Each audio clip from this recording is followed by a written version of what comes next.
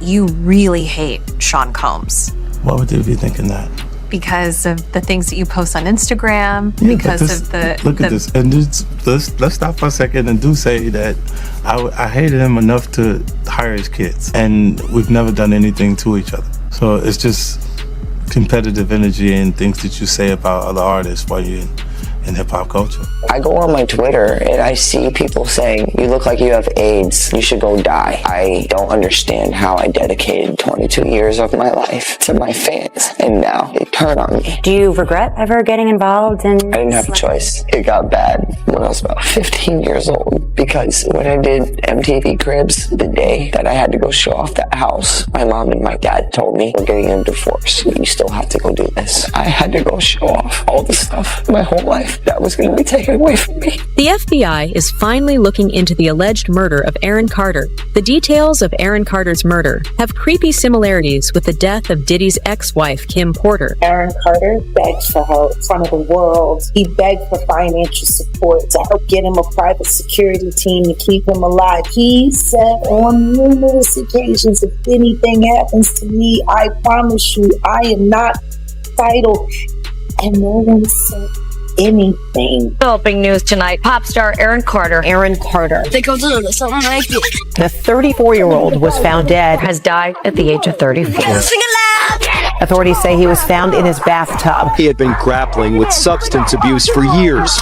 I mean, this is my first podcast interview ever. What? I was Aaron's twin. We have our own bond. I'm just at a place now where I want to tell our truth, change the narrative for my family. We were just such like playful kids. There was the 5 of us. There was a lot of love. Nick, he was discovered by my mom in the backyard. Oh my gosh, like he can sing. That's how he joined the Backstreet Boys. Aaron really idolized Nick. He wanted to be exactly like him. At age 7, he started singing.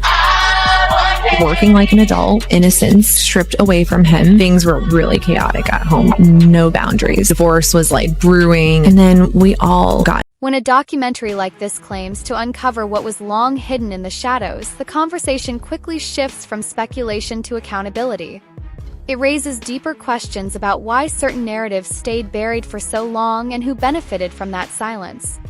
By revisiting the rise and struggles of Aaron Carter alongside the broader influence of Sean Diddy Combs, the story moves beyond simple reflection and pushes viewers to think critically about responsibility, perception, and power.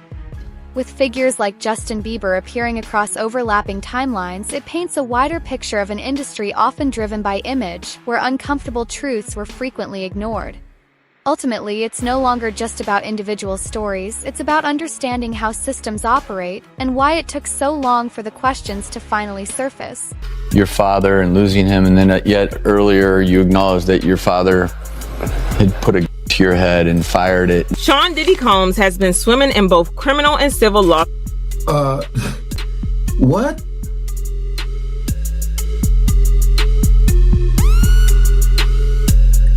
Wow. Talking about a transition. Man. Ever since he got indicted, and the storm doesn't seem to be letting up anytime soon. Recently, another wave of accusations has just been leveled at him, this time a staggering 25 lawsuits alleging inappropriate relationships with younger individuals. And while the whispers about his past connections with Justin Bieber and Usher during their early careers have been making rounds in the past months, a new shocking name has entered the conversation: Aaron Carter. Aaron, who allegedly first met Diddy at just 9 years old, is now being linked to allegations that have sparked heated discussions. When a documentary is structured around what was kept out of public view, it does more than revisit past narratives. It reconstructs an entire timeline. Step by step, it highlights how key moments were overlooked or minimized, reshaping public perception not through what was said, but through what was left unsaid. In this context, silence itself becomes a focal point, prompting viewers to question why certain stories surface late, who had the power to shape the narrative, and how influence went largely unchecked behind the scenes for so long. Heard it all, another layer of darkness gets peeled back. With the way things are unfolding for Diddy, this might just turn into the scandal of the century. Aaron Carter! I just want to make everyone happy and just love and do my music. Do you honestly think that's the depth? You know, I know who Aaron Carter is, but I don't at the same time. I forgot what it was that he actually did. But I believe he came from one of those, was it like a Disney show or something like that? I believe so. Because he has a brother, yeah. Finishing up a meth head and a crackhead, teaching my niece her first dance moves, making music on my bed. Aaron Carter was once the golden boy of pop, a wildly talented child star whose meteoric rise to fame was nothing short of remarkable. He was only 9 years old when he dropped his self-titled debut album, captivating audiences everywhere and securing his spot as one of the biggest child stars to ever grace the music industry. Carter was tipped to do great things and have a long, successful career, but as bright as his star burned, it faded just as fast. Fame at such a young age can take its toll, but there was so much more that contributed to the downfall of Aaron's career. Several insider sources have suggested that Aaron may have been a victim of manipulation. By revisiting the rise and struggles of child stardom, the film presents Aaron Carter not as a passing headline, but as a case study of fame without protection. It exposes an environment where talent was celebrated publicly, while meaningful support often disappeared behind the scenes. Framing visibility as both opportunity and vulnerability, the documentary highlights a difficult truth. Success alone was never enough to protect those at the center of it. And if silence is never truly neutral, the story ultimately raises a deeper question. Who benefited most from allowing that silence to continue for so long? Holding up. I'm doing good, man. You doing good? Yeah, staying strong. It's been 8 months of a lot of turmoil and back and forth. But at this point, I think that I've got it under control. I'm doing everything that I need to do, and just focusing on my music, which is I love. It's my passion, and really just taking care of my aftercare, and which consists of what? The care. You're doing what you have to do. So what does that mean to you? Basically, a lot of people in the news, there's hundreds of posts from media, and they all said, that I'm 165 pounds, and when I checked into rehab last time, I was 117. Same weight that Michael Jackson died at, actually. And 117 pounds. Yeah. I got my weight up and I kept it the whole time. I've managed to turn my life around. I'd be able to purchase houses, flip houses, be a real estate mogul, do touring after all the... So you're buying and flipping houses, huh? Yeah. And I see that this one is for sale right now. Is up for sale. This one's up for sale. Yeah, so Christy Olympus is she's like my big sister. But she's my real estate agent. She got me to my first house, which is only like about a mile away from here. Yeah. And then flipped that one from 420 to 620, got $200,000 profit. Aaron Carter's rise to fame began long before he had the emotional tools needed to navigate an industry that often profits from youth while delaying accountability. The documentary draws a sharp contrast between his early success and later struggles, showing how opportunity and access can initially appear empowering but gradually turn into dependence. This message is clear. When a child's value is tied solely to performance, warning signs are too easily dismissed as pressure rather than recognized as risk. In doing so, the film forces viewers to reflect on the moment ambition overrides responsibility, and when protection is quietly sacrificed in the pursuit of success. They look at the right. They look at the stuff. They look at this right here, bro. First and foremost, all the companies that you have, you understand, and I know some people have trust and have companies in their kid's name. This man never put anything in his name. Why? It's either his mother, his son, his kid's name and everything like that. He had 18 companies that was giving him some kind of revenue. Why is nothing really in his name? Is there some kind of tax evasion? They looking at that. You understand? You got people in the industry that's been saying for years, this man is having sex with underage. So now the federal government is looking at that like, yo, when is somebody gonna come forward? We got this information. This alleged information. but nobody's willing to come forward. Then they go on and say, yo, Shakur Stewart mysteriously dead. Supposed to be a self-inflicted wound. Person that had everything going for them in their life. Kim Porter dead. Somebody's car gets blown up.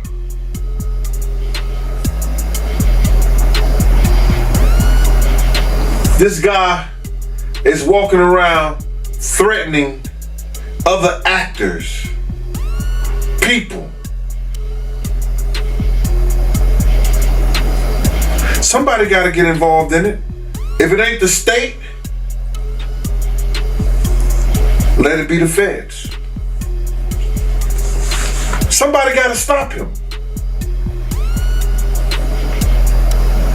He lucky that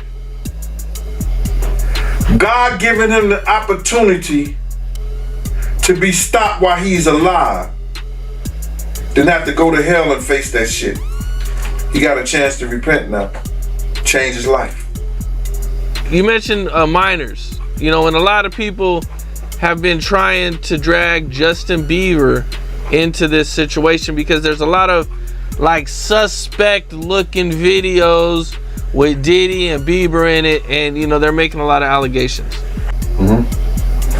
Same way they made allegations. The film repeatedly centers on one key idea: proximity. Who stands closest to power, who controls access to opportunity, and how influence is rarely accidental. Sean Diddy Combs is presented not as a final conclusion, but as a recurring figure within a wider network of mentorships, elite circles, and status-driven relationships. Rather than making direct claims, the documentary maps connections, showing how authority often flows through informal networks instead of official titles or agreements. In doing so, it raises a deeper question. If accountability exists between roles and reputations, then how do institutions clearly define responsibility and ensure it is properly enforced? The day that I had to go show off that house, my mom and my dad told me, we're getting a divorce. You still have to go do this. I had to go show off all the stuff, my whole life, that was going to be taken away from me. The FBI is finally looking into the alleged murder of Aaron Carter. The details of Aaron Carter's murder have creepy similarities with the death of Diddy's ex-wife, Kim Porter. Aaron Carter begged for her in front of the world. He begged for fire. One of the documentary's most sobering threads focuses on Aaron Carter and his repeated attempts to seek help. Rather than treating these moments as spectacle, the film presents them with restraint, capturing a growing sense of fear, isolation, and awareness that something in his life was deeply unsettled. Each moment builds quiet urgency, painting a picture of a young star slowly realizing that the danger he felt was not distant or imagined, but increasingly close and unavoidable. Yes. You know, just like Kim, just like Brittany Murphy. That Limonia ain't no joke. Hey, every time somebody get to telling the truth about someone, whoever's been lying, they just say a little prayer and then the Limonia comes. Real life.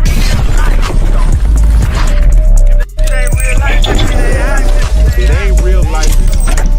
Just say real thing. Real life street stars. You know what time it is. Oh no, it's all good. But Uncle Ron, Beyonce's ex-bodyguard, who threatened to expose them. Yeah, threatened to expose them, I believe, in 2023. Is deceased. He's passed away. Allegedly, that's what they are saying. Allegedly, that is what they are saying. What are your thoughts on that? Well, they said he died from that Limonia. Yes. You know, just like Kim, just like Brittany Murphy. That Limonia ain't no joke. Hey, every time somebody get to telling the truth about someone, whoever's been lying, they just say a little prayer and then the Limonia comes, and then Yeah. A lot of people been getting that limonium. I'm surprised they didn't try to say that Liam. Ultimately, the story places moral responsibility across everyone connected to it. It shows how vulnerable moments were amplified in plain sight, yet meaningful intervention never followed, exposing a system where suffering can be seen by millions without ever being properly addressed. When distress becomes public and undeniable, the documentary leaves viewers with a difficult question. Who is truly responsible for stepping in when the warning signs are not just visible but impossible to ignore? You know, he went over that balcony, but the thing is, they say he went on his own. But there's two other things that I considered as I speculate. This is all my speculation. None of this is true yet. But what if somebody told him he had to jump off? Man. What if he would have rather jumped and be pop-out? Right. You know? Or maybe imminent danger was there. And it's alleged that the only escape. Right. It's alleged that he had Tootsie. Oh no, that's not alleged. That is a fact. There, Rook. It was found in his system in his autopsy. That's not alleged. That's crazy. The Tootsie, Yep. Jack, Liam Payne, his fall. There's a lot of alleged things they're saying that happened. On multiple levels, his fall. There's a lot of speculations. Personal life. Right. Health. What is his ties to Diddy? I mean, all of those kids from that era, even the British bands, they all partied with Diddy. I'm just...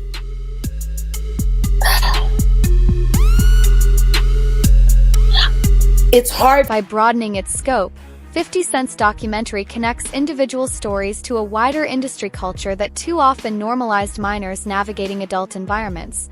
It highlights how young performers were moved through powerful circles where boundaries were assumed to exist, yet rarely enforced in practice. Rather than isolated failures, the film presents a system built on trust without protection, one that allowed vulnerability to persist within spaces defined by influence, access, and authority. In what's happening to Liam Payne right now, because I haven't gotten over what happened to Nick. Nick's brother, Aaron Carter. Right. A lot of people keep forgetting Aaron Carter was begging for help, begging for independent financing, begging for security. He made it very clear Sony was out to get him, just like Michael Jackson told him they would be. And right around that time, his brother had just been accused of graping one of the girls from making the band, Diddy's entity. And they were trying to make all of that go away. And Aaron called his brother out. And then the next thing you know, he said, if anything happens to me, I did not do this to myself. And then he was gone, and they said he took his own life, just like they're saying about Liam Payne. Why doesn't anyone want to see the same thing happening over and over and over again? Because if Diddy is responsible for Liam Payne, then he is without a doubt responsible for Aaron Carter.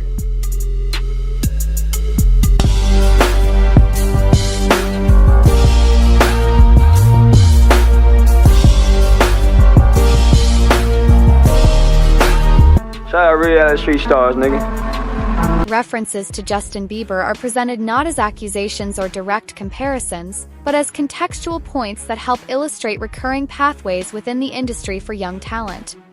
By situating these moments within a broader timeline, the documentary highlights patterns that appear to echo across different generations.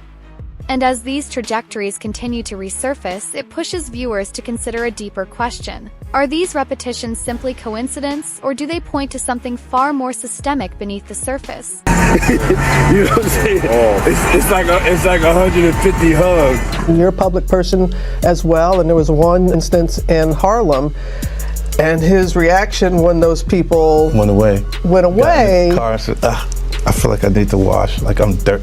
That was, it show you his character. Was that the reason for including it? Yeah, I mean, what's the odds that you would do that in front of a camera?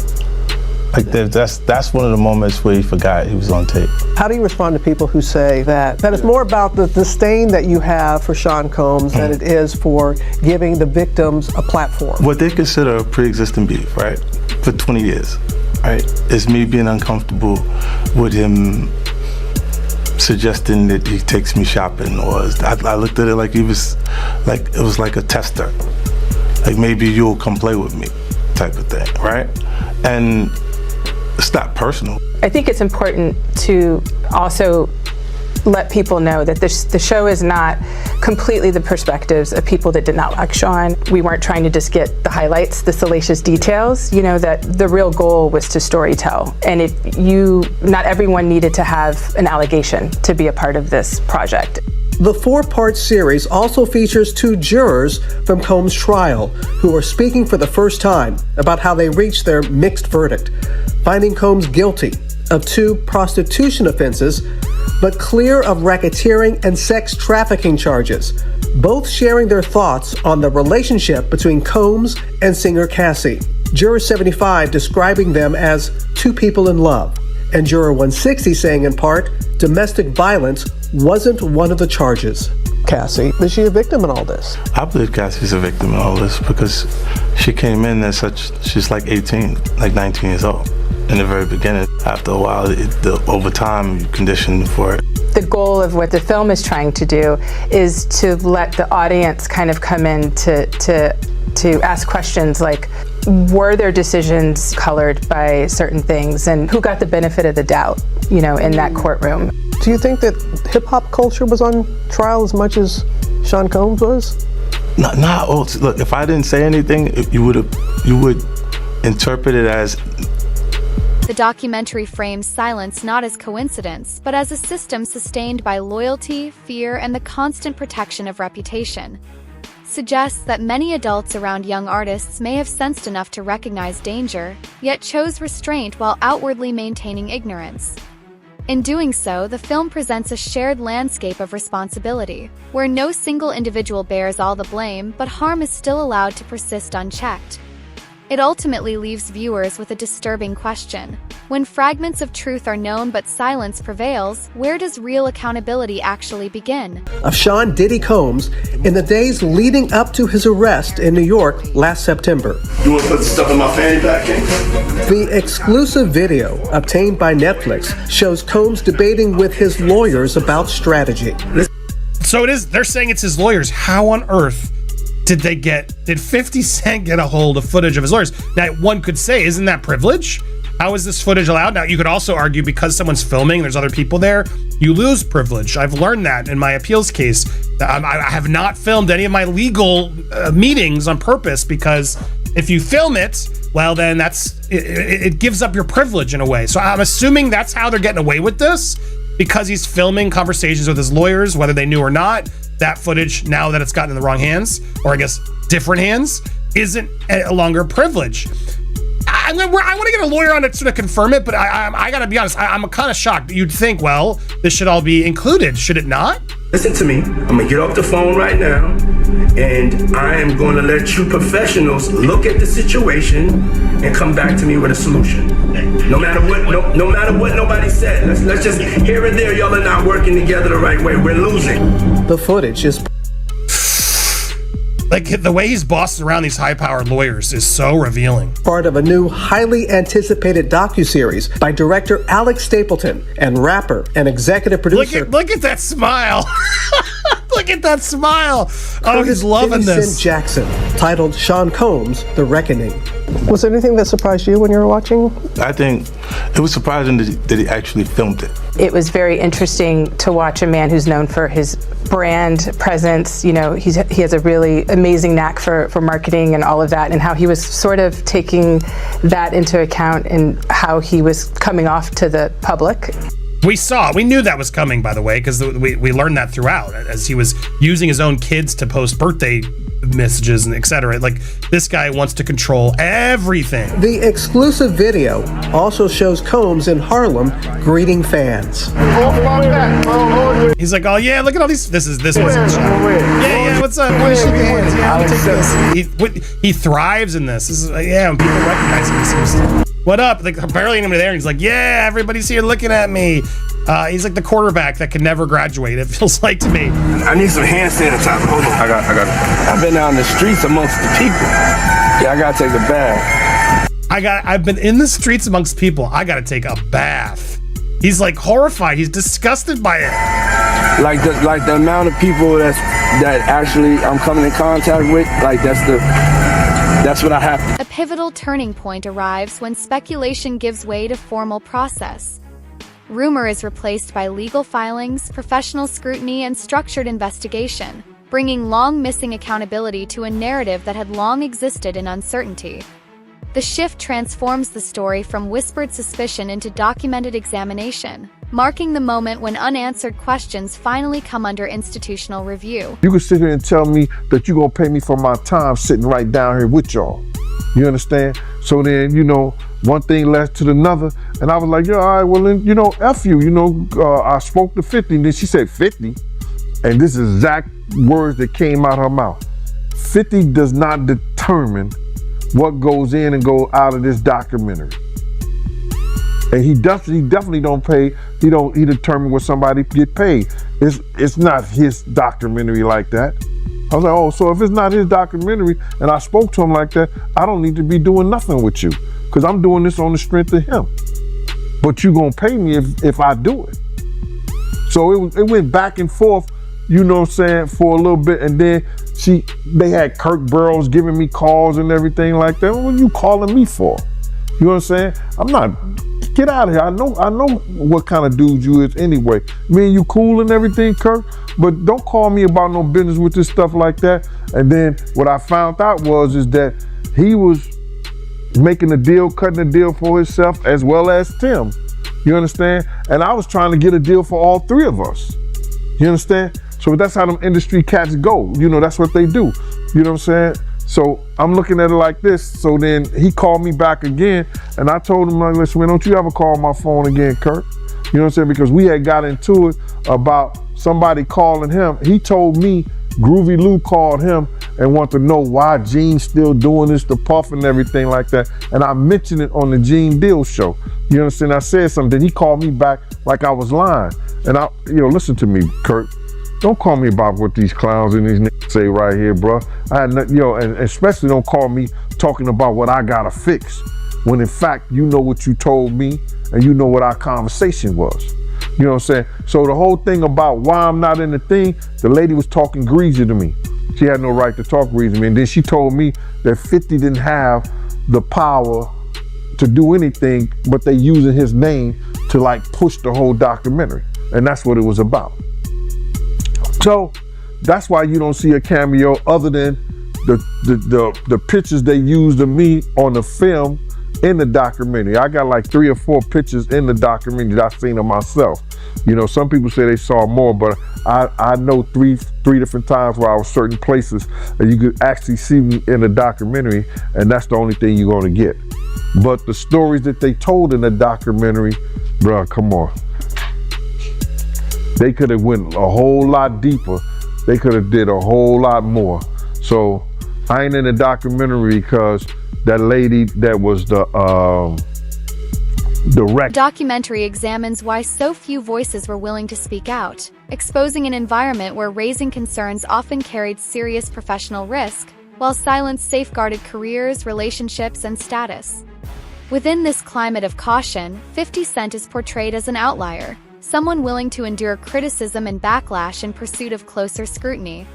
His position is framed not as absolute certainty, but as a refusal to accept why accountability was delayed for so long, turning skepticism into a demand for long overdue examination. It's to the end of my interviews, but I really gotta say, rest in peace, Aaron Carter. Yeah. You actually called me the other day to break the news to me. Mm-hmm. And this is someone that we both interviewed multiple times. I was shocked. How did you feel when you heard the news? Yeah, I was definitely shocked. But at the same time, I mean, I had interviewed him, I think maybe like a week and a half before he passed. I'm not sure, but it came out 3 days before he passed. Huh. And when he came in that time, he definitely was not in a great mental state. Like, I remember you saying that you hadn't interviewed him for like over a year before he passed. It was the same thing with me, where I was kind of interviewing him regularly, and then I didn't do it for a period of, I don't know, a year or two. And then I decided, like, okay, he hit me up. I'm like, let's do it. I want to see how you're doing, check in. Came in to do the interview. It wasn't great. You know, he was drinking lean.